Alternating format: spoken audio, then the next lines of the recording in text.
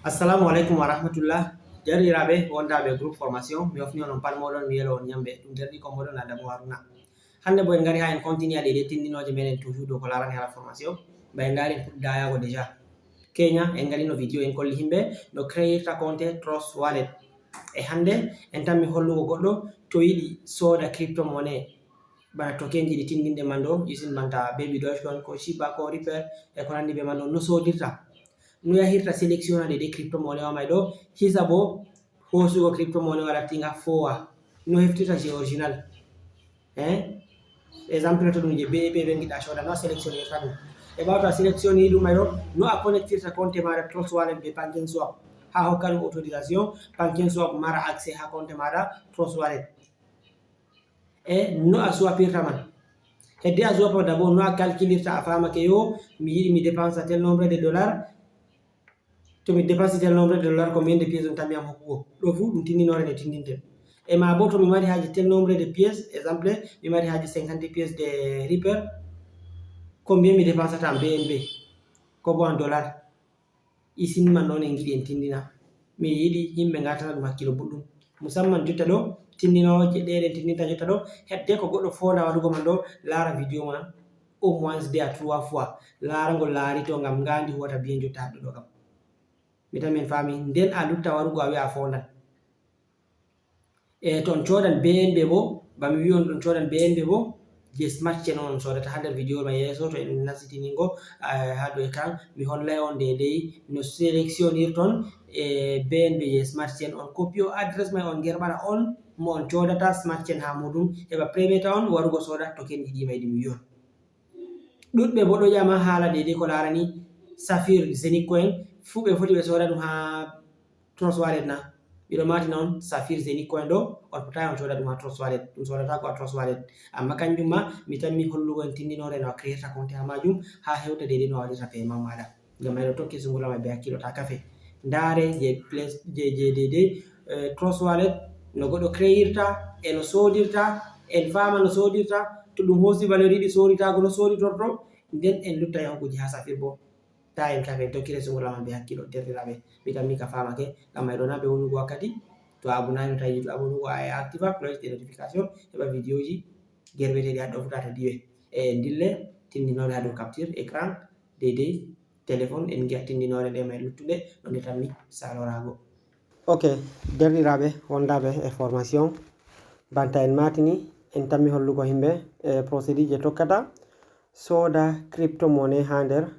dedei no en mbiyata ɗum ha nder Trust Wallet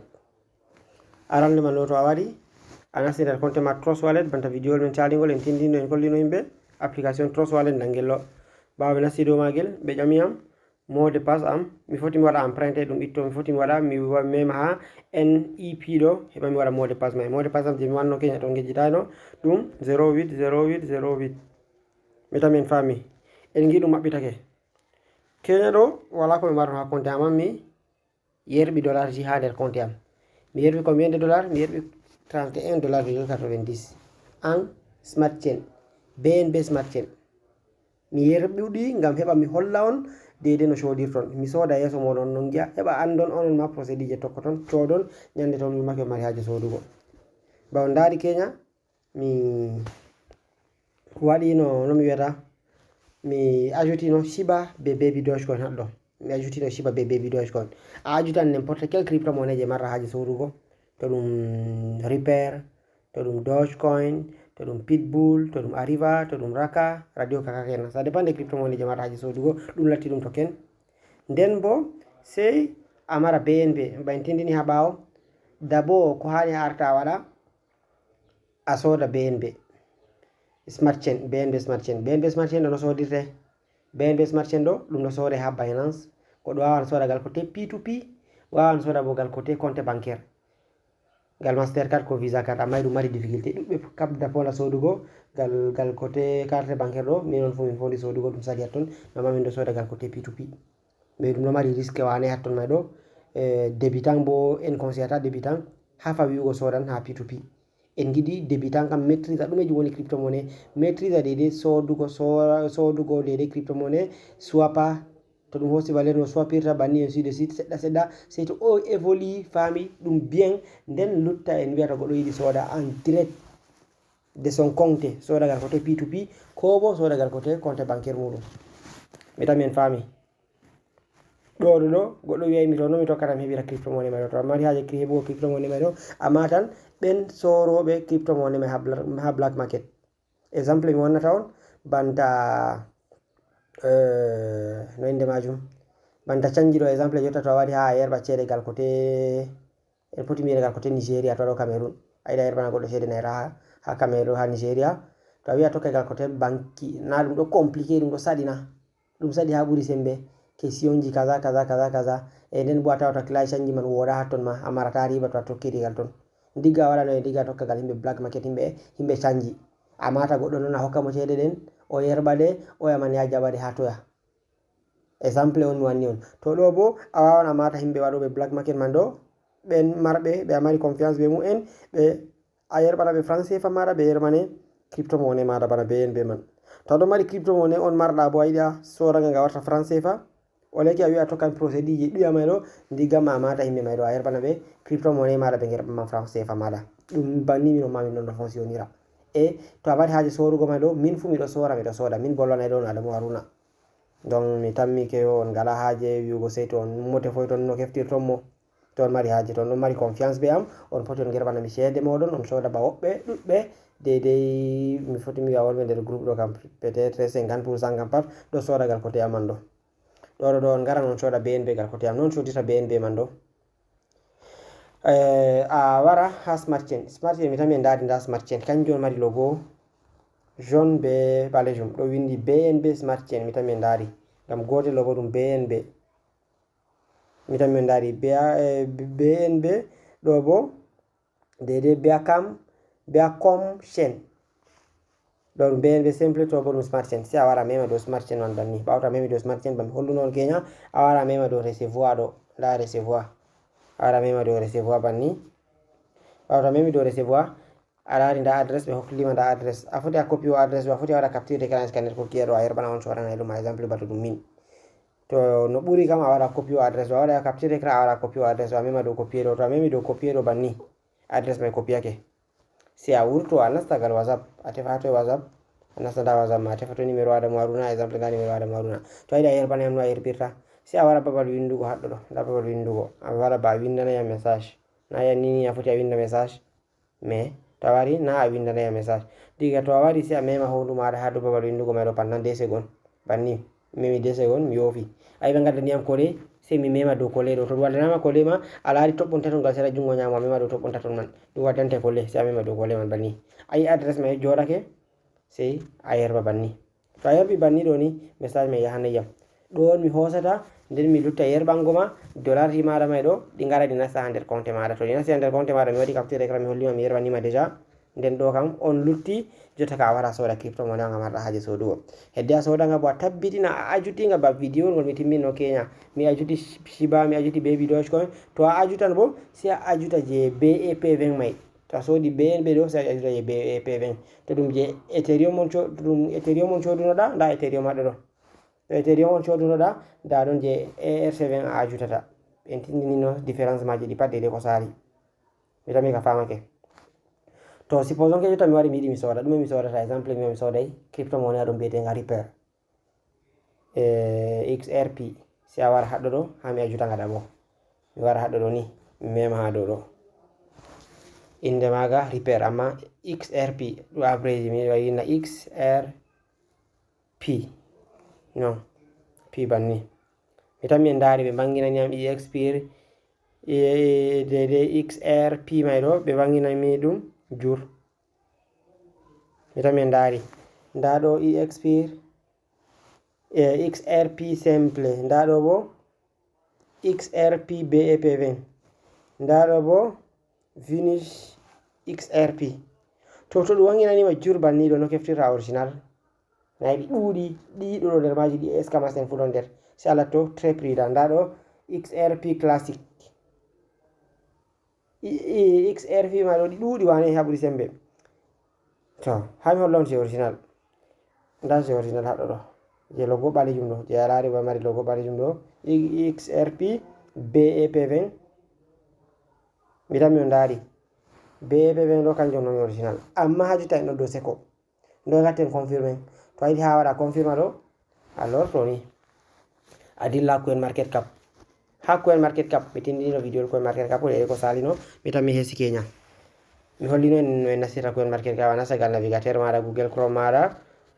banni a wara ɓe mbino a winda coin market cap a ɗum nasta déjà miɗo nder coin market cap mi hollino en to a mari haje ɗaɓɓutugo crypto money nda haɗɗo a warata winda amma hedde ko minden en ndirto lesa mi holla on repair man ɗo mi tan mi ndaari nda repair man hitan gaɗo gam yiɗi mi soda man ɗo valeur maga ɗo a 0,3455 gaɗo 8e ha position ha duniyaru si a mema dow maga to a yiɗi to suppose on ke crypto money nga giɗɗa sodugo ɗum baby dogecoin bo afficha inde wiɗi dow no a watta si a waɗa haɗɗo man ɗo waɗa bo haɗɗo ni ha alama waɗugo recherche a mema dow majum bawta memi dow majum si a winda crypto money nga warta haje sodugo mai jotta mi winda min XRP man ɗo bay ndaari ɗo réseau no dama derraɓe nga affichana yam mi windi XRP mai réseau on ɗo dama nga affichana yam réseau ɗo damagal côté téléphone je mi waɗirta man ɗo mais to réseau damatano da nga affichani yam XRP mai ɗo amma dalila mai ɗo to nga affichani to a windi ma to a yiɗi a windi banni tan a windi XRP to a windi banni ɗo a wara haɗɗo ɗo ni exchange on a wara nda haɗɗo ɗo haɓe holluma alea ɗo hami dimbata kungel ɗo les ɗo a wara mema dow majum tan to memi dow majum banni ɗum waɗan recherche ɗum dillinante ha crypto money wa mai mi tan mi e ndaari jotta ɗum waddiyam ranga ɗo ɓe gartiri nga ha dow XRP mai mi tan mi a laari ranga memi dow maga to réseau mai woɗuno da diga affichantami to ɗum affichanima banni a laari ɗum hanga nda valeur maga 0,03452 si a dirto les a wara haɗɗo ɗo nda smart contract maga haɗɗo nda smart contract ma mi tan mi a laari smart contract BNB smart chain BEP20 sai mi mema dow kungel ngel exchange ngel ha memata mi mema dow ɗo tan to mi memi dow ɗo ni mi copyake nga to mi memi dow ɗo ni l'adresse de a copier mi copyake adresse man to a wari a tawi na ɗum je BEP20 woni ɗon ban bo a wara mema nda flèche ɗo ni nda flèche woni yeso nda flèche woni yeso ɗon mai a mema flèche ngongon woni yeso ɗo to a memi dow magum banni a yi'an différence babal ngal ɓe signi contrat Clayton ɗo fu ɓe signi contrat ɓe maɓɓe ɗum inde crypto money hanga ma ɗum coins mi tan mi a laari nda smart contrat joni entre maɓɓe nda ɗo bo smart contrat je BEP20 je Binance kenan ngam mai ɗo an bo a copyake no je Binance to a mari haje copyago je ɗo mai ɗo bo to a tawi no ɗum je Binance a fichino a wari ɗum hollima je Binance a wara a mema dow ɗo man banni a mema dow ɗo banni sai a lara ɓe holluma copier l'adresse du lien nda ɗum ɗo copier l'adresse du lien a copio tan to a memini ɗum copioto exemple to gal yasini je premier mi holluno no a copioto je premier ɗo a wala haje modifiugo kanjum da to a nastino ha Trust Wallet banni tan to a nastino ha dow Trust Wallet banni tan to a wari haɗɗo ɗo sai a wara haɗɗo ɗo ni ngaru a wara haɗɗo ɗo hami cappino en go a wara mema dow majum to a memi dow majum sai a kola adresse mai haɗɗo a kola adresse mai ɗo to mi koli adresse mai ni mi tan mi ndaari nga wanginaniyam Binance fake XRP token mi tan mi ndaari sai mi wara mi kocca kungel ɗo ni diga ɗo mi ajuti ɗum to ɗo kam procédure premier arande to suppose on ken ɗum arande ɗo ɗum wanginanayino yam haɗɗo ɗo ni ami lorto ɓawo heɓa mi ɓura hollugo on mi yiɗi en gaɗatinore men ɗo della heɓa himɓeji pat pama bien ta goɗɗo warta toujours poser des questions ji wane voilà suppose on ki a warino haɗɗo ɗo je premier ɗo ɗum affichanayima je BEP20 ɗum holluma ɗo ɗum je Ethereum smart contract ɗo ɗum je Ethereum no gatta en mbiɗon bo a mema flèche ngel mi cappani en ɗo a mema flèche mai hangel to a memi flèche mai banni a wara a mema dow adresse smart chain mai banni a wara mema dow majum a jogo pendant 2 secondes a mema e jogo pendant 2 secondes a laari ɗum waɗanima banni si a wara ɗo nda ɓe holluma copier le texte du lien ko bo copier l'adresse du lien a wawan a mema banni a copiake amma ɗo ɗum copie kuje ɗuɗɗe si a lorto a wara nasta ha nder Trust Wallet maɗa mi mi nasti nder Trust Wallet mi wara mi mema dow ɗo mi wara mi kola adresse mai mi koli adresse mai jotta amma mi koli adresse mai ɗo mi yi on gi ɗum holliyam aucune actif trouvé donc ça veut dire que wodi bindi goɗɗi ɗum ɗiɓe koppuɗum kopono yiyam banda adresse mai ɗo sai mi lorto ɓawo mi mema dow bindi mai banni mi lorto ɓawo ni mi tan min dari bscam.com token moy sai mi daso sai to mi wari nda haɗɗo ɗo ni ha 0 ɗo hakkude slat be 0 ɗo ni exemple a cungi on ami cappani on ɗo entre 0 be slat ɗo sai mi itta ko woni diga slat mai yahugo ɓawo mi acca 0 mai tan sai mi waɗa banni mi waɗa banni sai mi itta ɗiɗi pat maji to mi itti ɗiɗi pat maji mi tan mi on dari nga affici nanga nga affici sai mi wara mi mema banni mi activa nga mi memi on nga mi activi to mi lortake ɓawo mi waɗi retour mi ditake less nanga ɗo nga waɗi nga affici on gi nga affici donc c'est déjà bon nga affici banni jotta kam mi yiɗi mi soda hanga mi yiɗi mi soda bo exemple miɗo mari $30 mi yiɗi mi soda bo au moins ko je peut-être je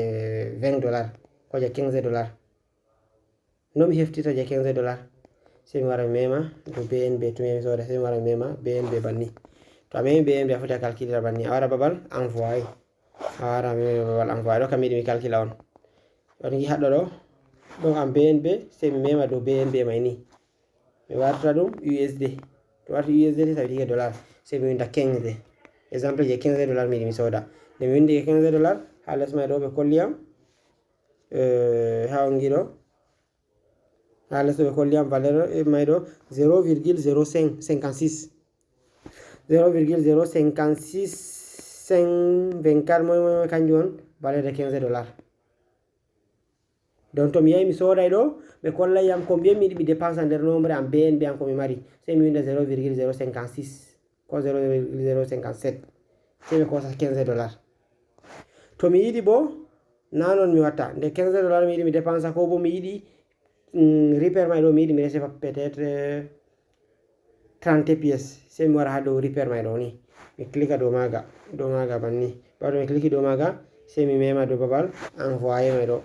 to mi memi dow babal envoyé nga waddaniyam banni sai mi wara haɗɗo ɗo babal ɗo ni sai mi mema dow majum to mi memi dow majum sai mi winda kaza mi yiɗi mi soda e peut-être 30 pièces mi winda 30 on gi 30 pièces ɗo ɓe holliyam ɗum $10 ɗum 10,89 ɗum fof foti a calculira jetta mi foti mi sanja mi winda 50 pièces mi winda 50 pièces mi yiɗi mi soda 50 pièces ɗum $18 mi tan mi on dari to en acci ɗum dow 50 pièces mi yiɗi mi soda $18 na yi ɗum afficha niyam mi andi bo miɗo mari déjà ko wata $18 man ɗo to mi yi ɗum ɗuɗi bo mi ɗusta mi winda 45 wurti 16,33 mi foti mi ɗusta mi winda 15 ɗum bo ɗum 5 mi foti mi ɗusta mi winda 40 wurti 14,52 a winda ɗe nombre pièce ɗi marra haje man ɗo kam ɗum koyi ɗum seɗɗa ha ngan marga valeur déjà amma to en mbi ɗum baby doge ko giɗɗen shoden ko ɗum shiba ɗo en andi ɗum mari zéro ji ɗuɗɗi ɗon bo sai a wawa lissafi bien ɗon bo a wara a mema dow baby doge on exemple to ɗum baby doge on giɗɗa shoda a mema dow baby doge on banni a mema dow envoyé go a wara haɗɗo ɗo a windan baby doge on exemple ko mbiyede pièce marra haje an baby doge kon mi wara haɗɗo a mema ni to waɗi a memi haɗɗo ɗo si a winda nombre de pièces ɗi marra haje an baby doge kon exemple mi winda mi mari haje 10 milliards de pièces mi winda mi windi 10 d'abord ɓawo to a windi 10 to ɗum 10 milliards de pièces marra haje anni milliard bo ɗo mari 9 0 sai mi ɓawo mi windi 10 sai mi winda 0 ji 1 2 3 go 1 2 3 ɗiɗi 1 2 3 tati ça veut dire que 10 milliards ɓe kolliyam ha mi recefa 10 milliards ɗo mi dépense $13,37 ɗo to mi yehi mi sodan ɗo sai mi winda 10 milliards mai tan mi andi $13 ɗo déjà mi ɗon no mari ɗum to mi famɗi bo ha 10 milliards ɗo mi foti mi sanja mi itta 1 ɗo mi warta ɗum ɗum warta 20 milliards ɗon bo $26,74 mi tan min paami to mi mari haje 100 milliards bo mi wada banni mai na ngido dum 10 mi bedda 0 gotel warti 100 milliards dum bo cede mai dum 133 dollars to banni a warta calculira heba fama ko miya foti a soda sinani fu a wofa jakko sa soda exemple ba 50 dollars ko 100 dollars ko 200 dollars a idi a soda crypto money ji duddi a wofa ya mi marum soda ma crypto money ho dut ko wane mi tammi ka fama ke derrabe donc do on dede tindinoren arandere no gatta ha soda donc to mi wari mi yidi mi soda do derrabe mi wara mi mema ha do mi yota ngalo repair mi sodata mi wara mi mema do repair mai banni awto memi do repair do donc na repair a sodata na repair a memata na do majum aydi a soda repair mi yidi wigo aydi a soda repair si a wara nda ha do be holluma daps nda mi cappani en do be windi daps a wara mema do daps man banni mojo fa telephone don sa tefa to panken swap ayan panken swap ji duddi mais nda panken swap je premiero ta jabu hosuga hanga nda wonga haddo do to dirta ke les fayma do nda wonga fayma ayan panken swap je duddi amma nda do on je original je takotiri be ini swap do nda ngaado do ayinga nda ngaado takotiri be ini swap kungel ban ta pushu do hanga woni original se wara mema do ngamay premier wa mema do maga banni panken swap to memi do maga banni dum wadan recherche dum waddoyte dede babal a connectata Trust Wallet mara be panken swap heba hokka dum autorisation no a sodiri dum wada recherche toujours dum raison dama sedda raison dama toujours derrabe en den ha dum timmina wadugo recherche dum yara en babal en connectata dum mando ok derrabe mi tammi en dari dum waddi en haddo do be jami em dede échanger donc échangement do souhaita ke o en connecta dum mi tammi en fami exchange souhaite se connecter à votre portefeuille en a autorise en connecta dum na connecta panken swap be wallet meden no wona accès ha compte meden kujel wona no inde majum compte meden Trust Wallet be hebano be kosiri BNB menna to en accepti sen ngara en mema lesto ha continuer do sen mema continuer den memi continuer do ni jotta dum ajoutake c'est ya bon jotta haddo do ni to en ummake en ngara haddo tan en soda yotta kam en giyan BNB mai déjà do affici en ngari étape do amma si alara do aya est ce que dum connectake nda do to dum connectake ni dum holete connecter donc ça veut dire que dum connectake yotta ici obligé de connecter ça yotta se mi wara mi mema ha do ha connecter man banni to memi do connecter ayi be waddani am MetaMask Binance Wallet be Coinbase donc ça veut dire que be wadda Trust Wallet dole mi tefa Trust Wallet waray si alara to be waddi Trust Wallet to be wadda Trust Wallet bo sa wara mema to bunta ton do amema do to bunta ton non banni ay be affici iman les do la MetaMask moy da Trust Wallet haddo to ala Trust Wallet ni andi logo manda dum sa wara mema do majum banni awta memi do majum itami en gi ha be kollano en connect mando en dari dum holli alama but donc ça veut dire que c'est déjà connecté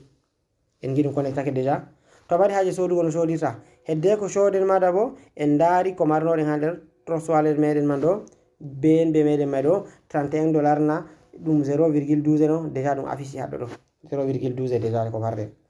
donc si a wara haddo do a sélectionne crypto mo nga mara haje sodugo haddo do ni to ay wara nda haddo ha si a wara haddo a mema ni haddo to wari a memi haddo man banni se a winda inde crypto wani ma do repair dum XRP no en binda XRP on ginnoden sodugo to a windi banni do se arena be gaddama crypto money ma jotta ndari be gaddani XRP ji mai duddi hakilo men do seka dum ngay woni original wa to a do seka ngay woni original wa do diggama alorto a hoso smart contract maga ja hosuno mai do diga arande di ha coin market cap ji holluno on a ajutuno mai do hollino non ko seta smart contract mai do a wara a kola smart contract mai haddo banni mi wari mi koli smart contract mai mi koli smart contract mai hollian aucun résultat ko wadi ngam idum jokkino baje nane mi holluno on go idum jokki e si obligé de se mi lorna dum mi lorto se to mi wari haslat do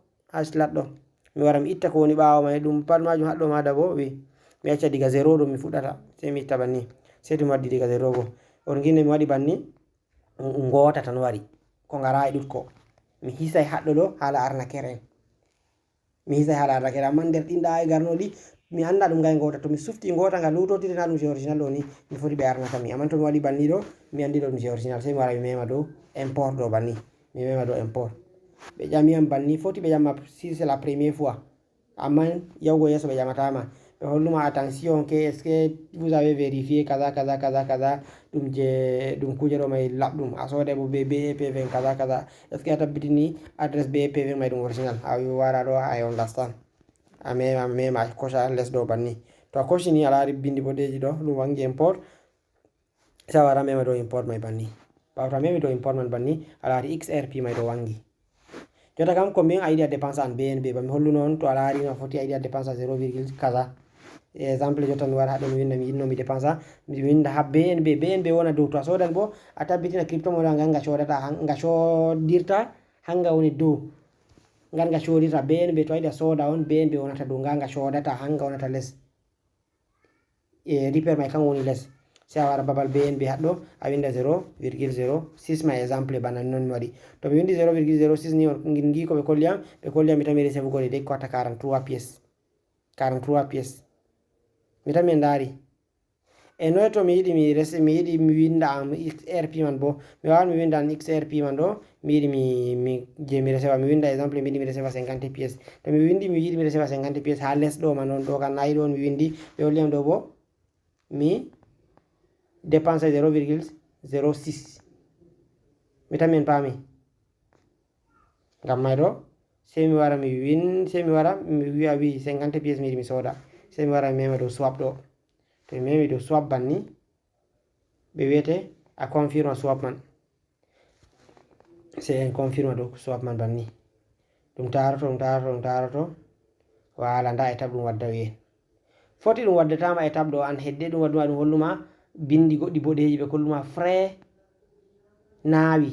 frais may ɗo a hokkaɓe frais ɗiɗe ko ɓe mari haaje to ɓe kollima a hokkaɓe frais ko marta haaje yahugo yeso mi tami en wannugo vidéo mi holla en no goɗɗo résoudrita sungurla man mi yiɗiɗa bo mi fama ɗo may ɗo paami ɗum bien haɗɗon bo mi tami en daari dede ko mi yiɗi mi soda may ɗo ɓe holliyam mi dépense $18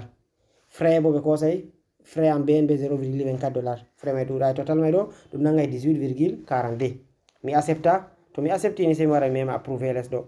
to mi waɗi mi memi approuvé banni ɓe ƴami mi waɗa mot de passe am sei mi waɗa empreinte am banni to mi waɗi empreinte am on gi ɗum ɗo taro mi tami en daari yotta mi rena ɗum tami en hollugo succès quelque part ɗo en ndena